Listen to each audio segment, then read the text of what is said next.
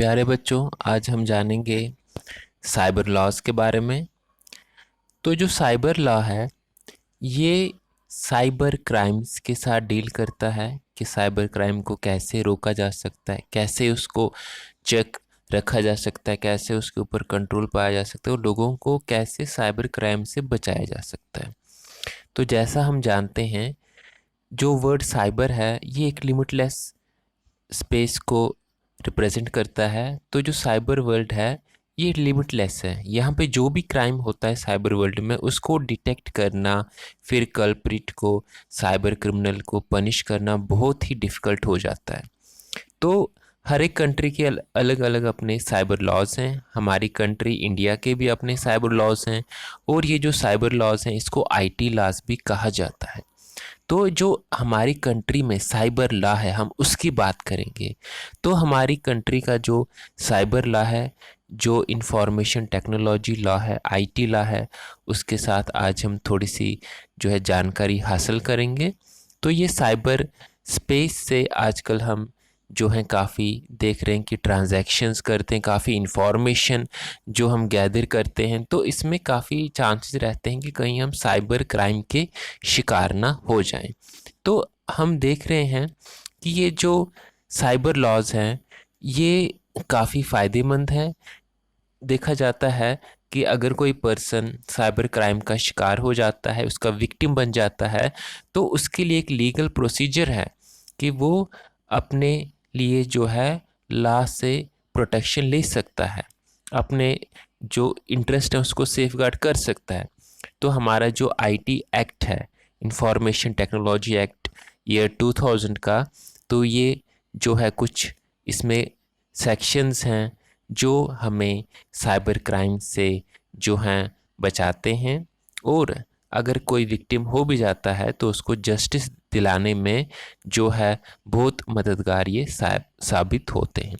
तो आज हम इन्हीं की बात करेंगे, आईटी लॉज की।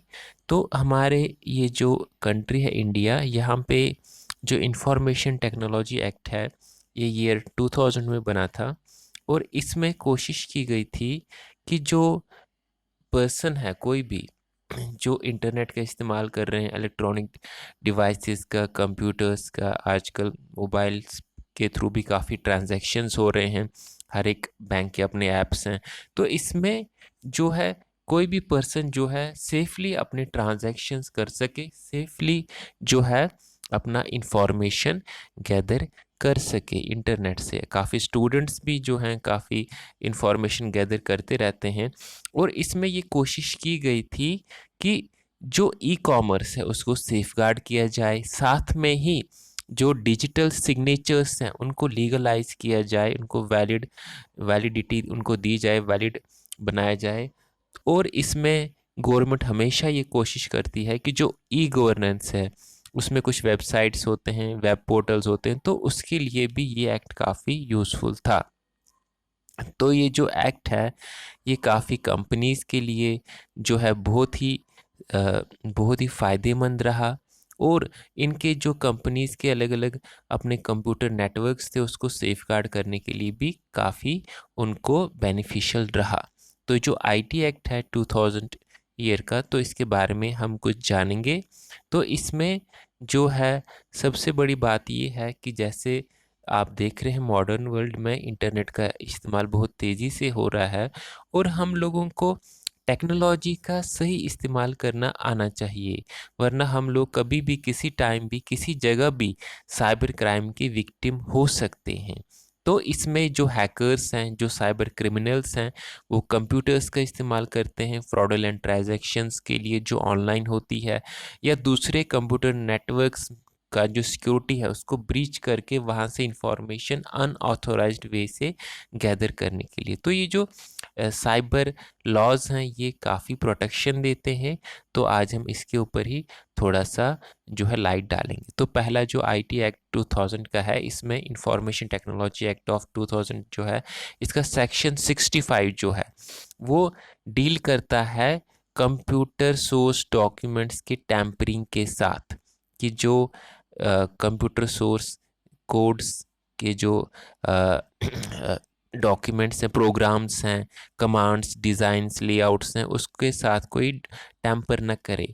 और इसको जो है एक ऑफेंस माना गया है और इसकी पनिशमेंट जो है 3 इयर्स की इम्पर्समेंट है, और इम्प्रिजनमेंट जो है 3 इयर्स की है, और उसके साथ ही 2 लाख रुपीज़ का फाइन भी हो सकता है, या दोनों हो सकते हैं। उसके बाद सेक्शन 66 है जो डील करता है पासवर्ड्स के साथ। आप लोग देखते हैं हम लोग जो हैं अलग अलग जो हैं पासवर्ड्स रखते हैं, खासकर जो हमारे जो मनी ट्रांजैक्शंस होते हैं ऐप्स के थ्रू।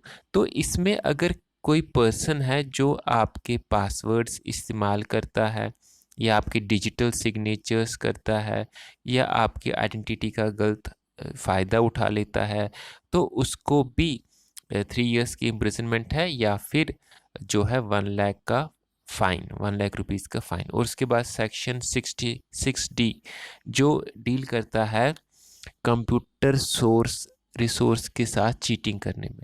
तो इसमें अगर देखा गया है कि कोई पर्सन है जो किसी भी कंप्यूटर कम्युनिकेशन डिवाइस के साथ या रिसोर्स के साथ जो है कुछ चीट करता है, तो उसको भी 3 इयर्स की इम्प्रिजनमेंट है, या उसको फाइन भी 1 लाख का हो सकता है, या दोनों हो सकते हैं।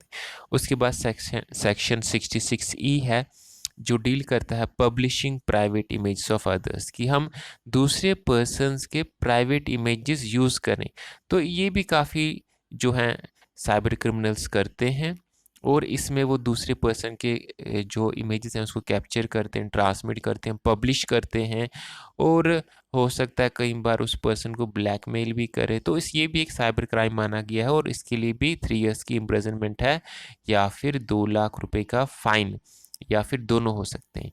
और उसके बाद सेक्शन 66F है जो डील करता है साइबर टेररिज्म के साथ। तो जो आपको पता होगा कि टेररिज्म जो है ये इंटरनेट का भी इस्तेमाल करता है अपना जो है एक्टिविटीज़ को बढ़ावा देने के लिए, प्रमोट करने के लिए, स्प्रेड करने के लिए।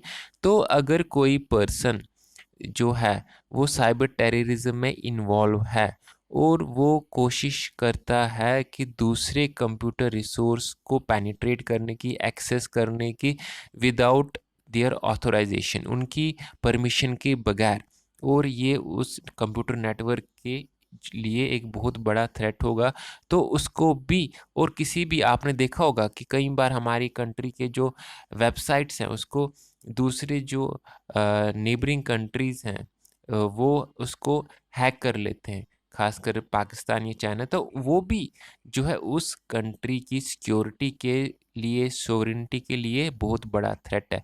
तो ये भी एक नॉन बेलेबल ऑफेंस माना गया है साइबर टेररिज्म।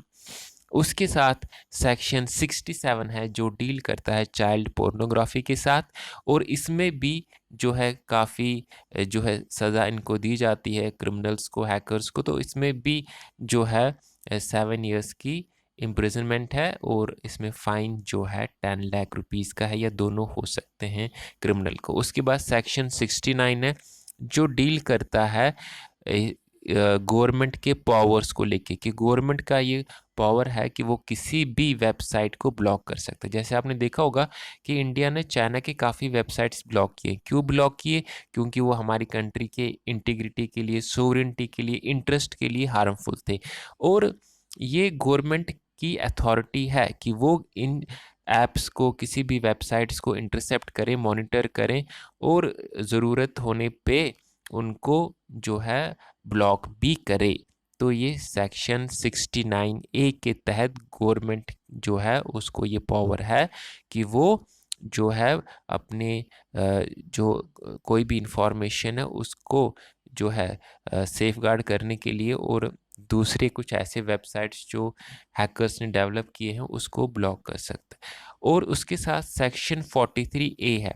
43A जो है ये डील करता है डाटा प्रोटेक्शन के साथ।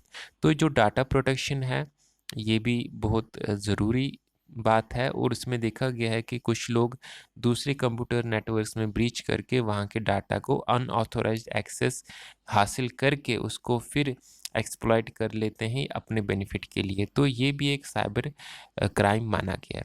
तो ये थे आज के हमारे कुछ साइबर लॉज जो पर्टिकुलरली जो आईटी एक्ट ऑफ ईयर 2000 है उसके साथ डील करता है। तो मुझे उम्मीद है आपने कुछ जानकारी हासिल की होगी आईटी लॉज के बारे में। थैंक्स।